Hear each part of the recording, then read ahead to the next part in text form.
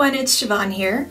My video today is going to be a little different in that I'm not really presenting a style. It's more of a technique and a tool that I've had some success with in the last few weeks. I don't think I've mentioned it in a YouTube video yet, but I have talked a little bit about it on my Facebook page, and that is I am now officially a cosmetology student.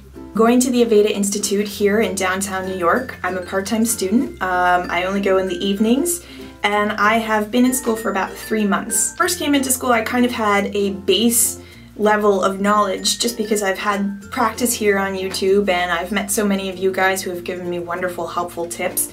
But in just a short amount of time, I feel like I have just added to that knowledge like exponentially. And in my spare time, I look up videos now that are made by professionals so that I can further the techniques that I'm learning at school. And one of the new vloggers that I have come to follow, his name is Sam Villa. After doing a little bit of research on him, I discovered that he has his own website and his own line of products. And on the website is this texturizing iron, which is actually, I think it's probably reasonably priced for a really decent sort of styling tool, but because I'm at the beginning of my course and I don't feel like this rush to build a professional a professional kit, I couldn't justify spending that much money. So I went onto Amazon and I did my own research to see if I could find any irons that were a little cheaper. Now I did find a few. This one happens to be a Babyless Pro. There's also Hot Tools, and these irons are a little bit cheaper in that they range in the $25 to $50 range, which for me is just, it's a lot easier, and I wanted to make sure that I liked this too. I didn't know if I would, but as it turned out, I've had nothing but, I have nothing but good things to say about this. It's really fun, and it's definitely something that I would recommend to a girlfriend. Little disclaimer before I begin, this is a heat tool, and I know that not all of you like to use heat in your hair.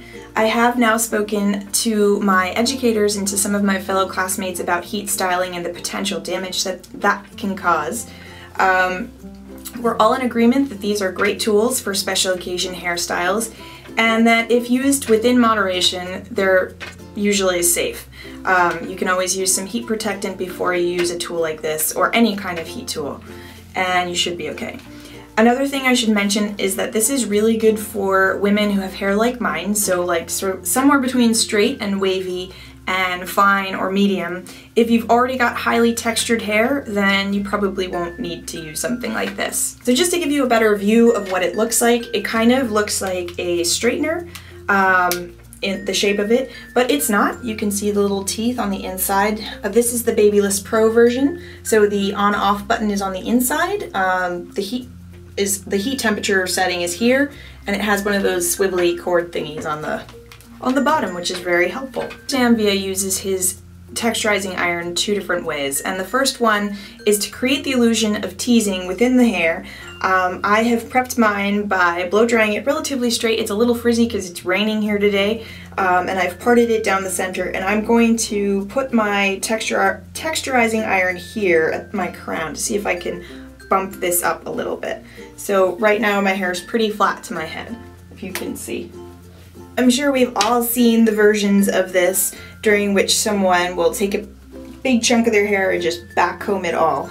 But what I'm going to do is I've taken the chunk and I'm going to kind of divide it in two and crimp it just at the root. So, see, you can sort of see that the little ridges there.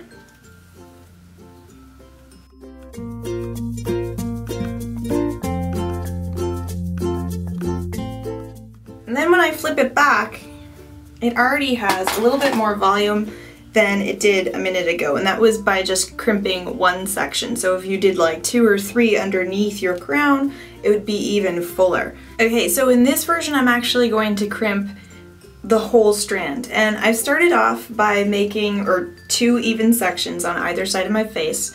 I've braided this one normally without a crimp, so you can see how large this sort of a braid is. And like, these are the kind of braids that you would just tie behind your head on like a lazy day or something. So I'm gonna go ahead and crimp this entire strand and braid it, and then compare the two in terms of which one's thicker looking, more voluminous, yeah, all that fun stuff.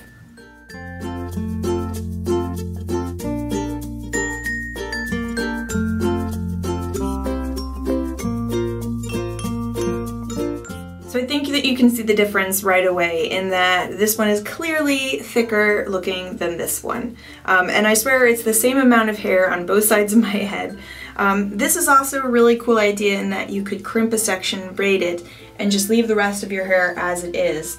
And I'm actually going to do that. I'm going to crimp this side, then just tie them behind my head so that you guys can see what that looks like. This is a pretty lazy braid. I've got braid shred and frizz, but already what's happening is that these braids look wider, and I think that it's a little bit more flattering to the back of my head than it normally would be if these were not crimped. And you can see this is kind of the width of my braid, and if I tuck it apart I can actually make it a little bit wider. But this is sort of how I would normally braid my hair. This is the kind of tension that I would use. And now I'm going to do that on completely crimped hair, and you can see the difference in volume. So in terms of how long this actually takes me to do, it takes less time to texturize all of my hair than to curl it with an iron. And that's because I'm really going down the hair shaft so quickly. I'm not exposing my hair more than a second. And I'm not always going all the way to the root either. It sort of depends on where on the head I am. But I've texturized everything, and you can see that it looks as though the density of my hair has increased like 3 times. No extensions, it's just my own hair. And it's enormous, which is amazing.